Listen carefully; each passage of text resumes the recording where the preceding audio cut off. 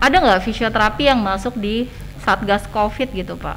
Alhamdulillah dari kita sudah bekerja di bagian khusus untuk penderita COVID ya. Alhamdulillah. Ya, jadi sejak awal pandemi fisioterapi RSCM sudah ikut serta ya Pak ya, dalam Satgas COVID.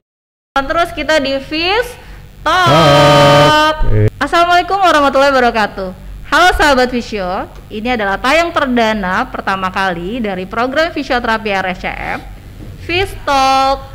Jadi kita mau bincang-bincang fisioterapi dengan tenaga profesional dari RSCM. Untuk pertama kali kita langsung datengin nih penanggung jawab fisioterapi RSCM, yaitu Bapak Abdul Jamil.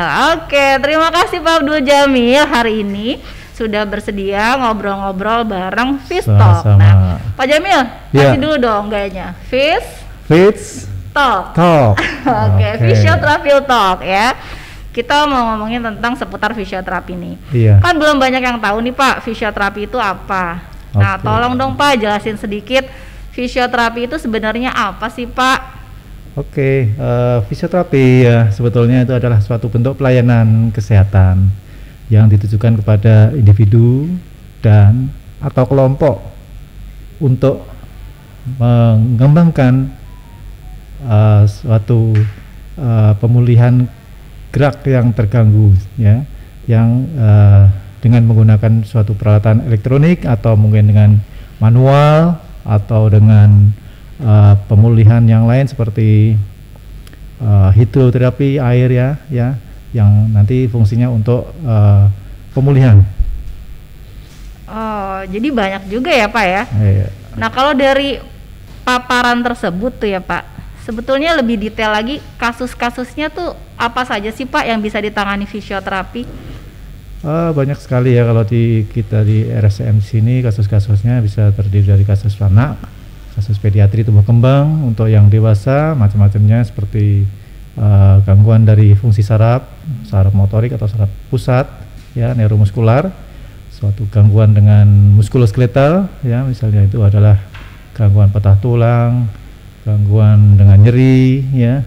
Untuk gangguan keterbatasan gerak, apalagi kita kan fungsionalnya adalah harus bergerak sesuai dengan kemampuan.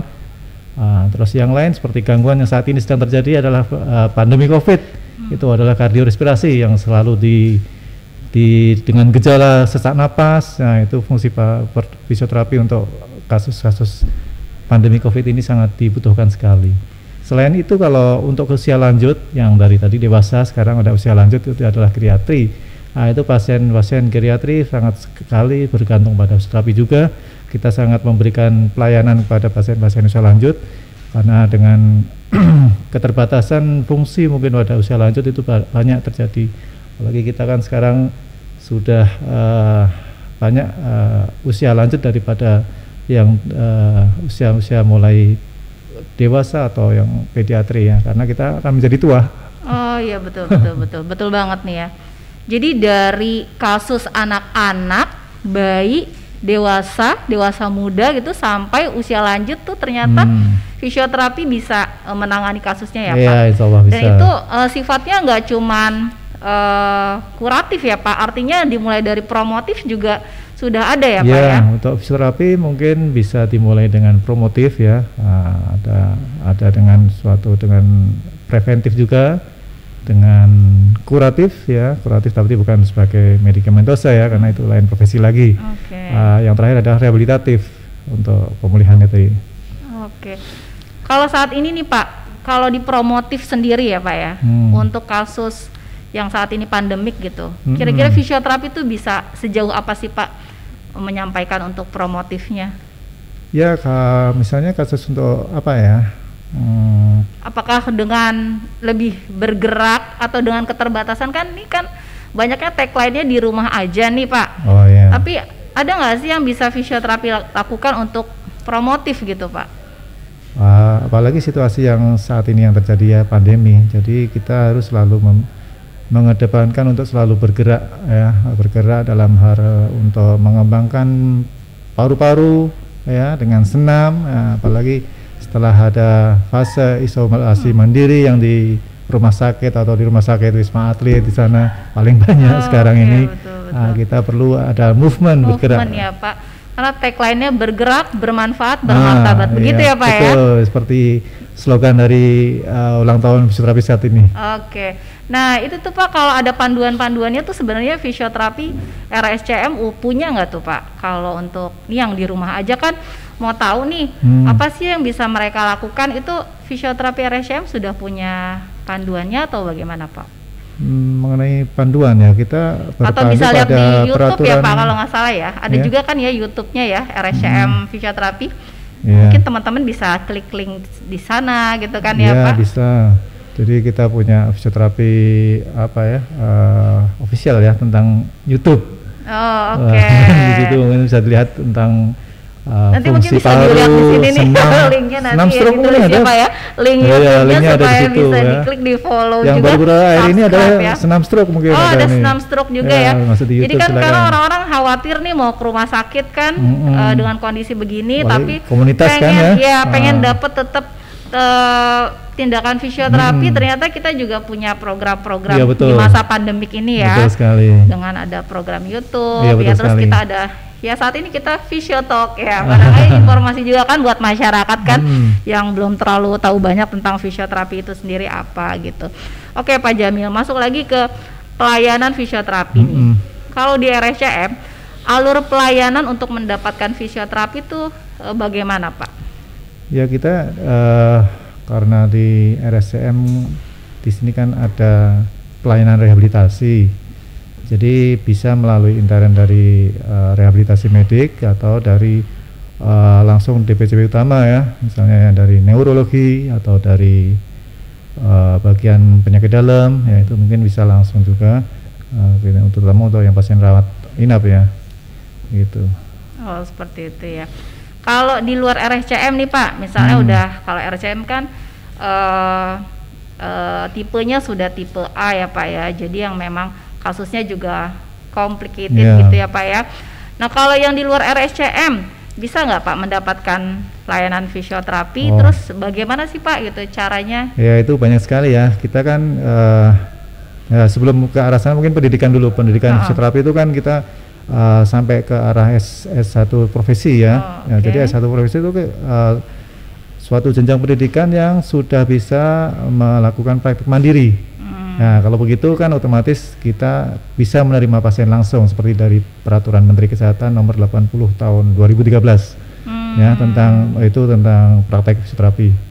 Nah itu di situ kita bisa lebih mandiri untuk melakukan pelayanan. Oke, jadi kalau ada yang di luar nih masyarakat yang mendapatkan pelayanan fisioterapi, terus ada klinik fisioterapi itu bisa langsung ya Pak. Kalau Pak Jamil sendiri punya klinik fisioterapi nggak Pak? Iya, kalau sekarang saya sudah hampir ini ya, pensiun. Siapa tahu mempersiapkan justru kan dengan teman-teman RSCM. Silakan berkembang adik-adik kita yang masih muda, silakan. Doain dan sama-sama support ya Pak ya. Lanjut lagi nih Pak. Jadinya kalau misalnya yang awam atau teman-teman tenaga kesehatan lain gitu kan melihat fisioterapi terus wah pengen nih jadi fisioterapi gitu ya, itu jalur pendidikannya kemana tuh Pak? Untuk pendidikan itu bisa misalnya pendidikan dari D3 ya, karena pendidikan paling rendah untuk fisioterapi adalah tingkat diploma 3. Nah, sekarang ada diploma 4, mungkin dengan S1 ada yang ke profesi, dan yang terakhir adalah ke S2. S2 itu yang ada di Bali itu adalah fisiologi exercise tapi dengan kurikulum fisioterapi ada. Alhamdulillah tempat kita di RSCM juga sudah ada S2 fisioterapi. Ya.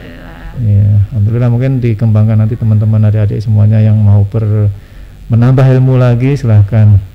Oke, tapi untuk course-nya juga banyak ya Pak ya fisioterapi. Untuk itu ini mungkin kita perlu peningkatan update ilmu ya sertifikasi ilmu yang berkembang di luar negeri atau yang kita kembangkan sendiri ya silakan bersaing.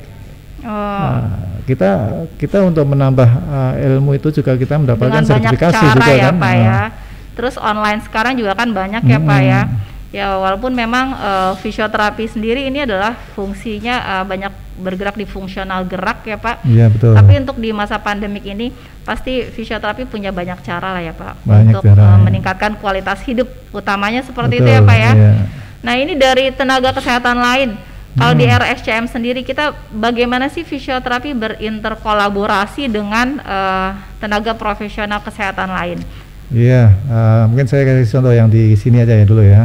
Kita di sini kan ada peminatan fisioterapi pediatri. Ya, di situ ada kita konsulan dari Departemen Kesehatan, Departemen Anak ya, pediatri.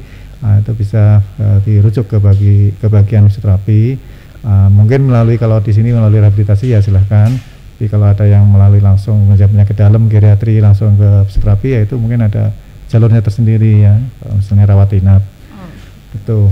Kalau yang di interkolaborasi dengan profesi yang lain, kita melalui komite tenaga kesehatan yang di RSCM sini itu ada sekitar 24 tenaga kesehatan. Waduh, ya. Banyak sekali. Banyak.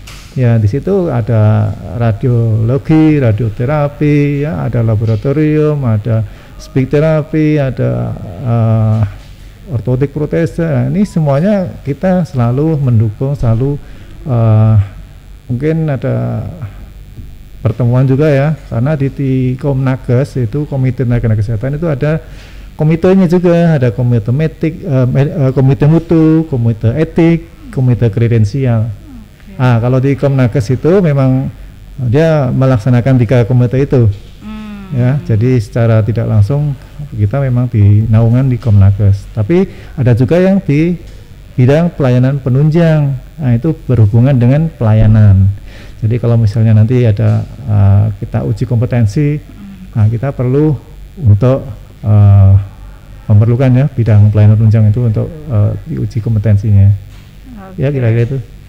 Nah, di pelayanan nih yang lagi memang di masa pandemik ini, ada nggak fisioterapi yang masuk di Satgas COVID gitu, Pak?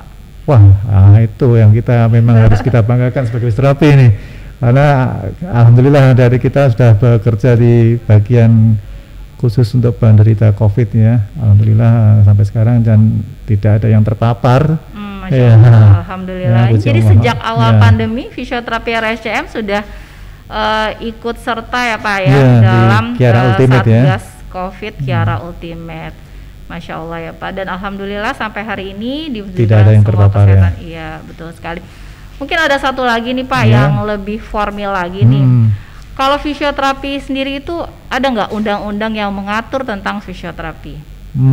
Undang-undang untuk yang terakhir adalah undang-undang dari Peraturan Menteri Kesehatan ya. Itu nomor 65 tahun 2015. Nah, itu sebetulnya sudah merupakan standar pelayanan fisioterapi yang ditetapkan oleh Kemenkes ya. Sayang sekali tapi sampai sekarang pelaksanaannya di RSCM masih belum menyeluruh juga. Tapi tetap berusaha untuk yang lebih baik dan terbaik lagi ya Pak ya. Mudah-mudahan. Keren banget. Nah, ini fisioterapi RSCM ini kan termasuk jadi cerminan ya Pak untuk fisioterapi Indonesia gitu. Betul. Jumlah fisioterapi RSCM saat ini berapa Pak? Ya, kalau saya nggak salah ya, untuk yang di rehabilitasi di sini mungkin sekitar 23. Tapi secara keseluruhan kita fisioterapi ada 33. Jadi ada yang di luar. Iya, mungkin di luar rehab di sini ada di Rumah Sakit Tamankusumo Kencana ya, RSCM Kencana, sama di pelayanan jantung terpadu sendiri ada, di neurorestorasi sendiri ada. Ya, itu semuanya saling berkoordinasi dengan di Komisariat Pusat di sini. Satu Pak, program unggulan fisioterapi yang menurut Bapak nih nggak ada deh di rumah sakit lain, atau belum ada, atau mungkin lebih yang lebih unggul gitu, entah itu dari subdivisi muskulo atau neuro atau pediatri, apa nih Pak? Wah, sebetulnya kalau unggul sih kita sebenarnya semuanya unggulan ya Pak? Berkontribusi sudah semuanya. Oh gitu ya. Jadi Pak, kita dari pediatri sudah pernah juga ya memberikan mungkin kegiatannya dengan senam juga Down syndrome. Mungkin di geriatri usia lanjut mungkin dengan senam untuk senam lansia ya, atau istilahnya sekolah lansia. Itu juga pernah. Betul. Nah, ini kan menurut saya sih ini unggulan ya Pak, karena pasti nggak seluruh rumah sakit se-Indonesia yang fisioterapinya punya sekolah lanjut usia ya kan, sekolah lansia ataupun sekolah Down syndrome ya, klub Down syndrome. Di neuromuskular ada stroke club juga. Nah, ini kan luar biasa. Jadi bisa banget menjadi program unggulan fisioterapi RSCM yang menjadi cerminan untuk fisioterapi Indonesia. Cuma sayang sekali kita lagi pada musim pandemi ini, jadi kita ada perkumpulan yang kerumunan, jadi mungkin kita mau kembangkan ke arah yang daring ya, apa istilahnya YouTube itu. Nah, ya itu tadi. Jadi nanti kita akan mulai perbanyak mungkin kegiatan promotif, preventif untuk kita masukkan di YouTube fisioterapi. Linknya jangan lupa ya Pak ya di sini ya nanti ya. Silakan. Oke, keren banget Pak Jamil fisioterapi RSCM. Mudah-mudahan terus berjaya, terus makin maju ya, berilmu gitu ya Pak, dan makin bermanfaat tentunya buat masyarakat. Oke, terima kasih Pak Jamil buat waktunya. Jangan lupa Pak nonton terus kita di FIS Talk. Makasih sahabat Visio, sampai jumpa. Assalamualaikum warahmatullahi wabarakatuh. Waalaikumsalam. Nonton terus kita di FIS Talk.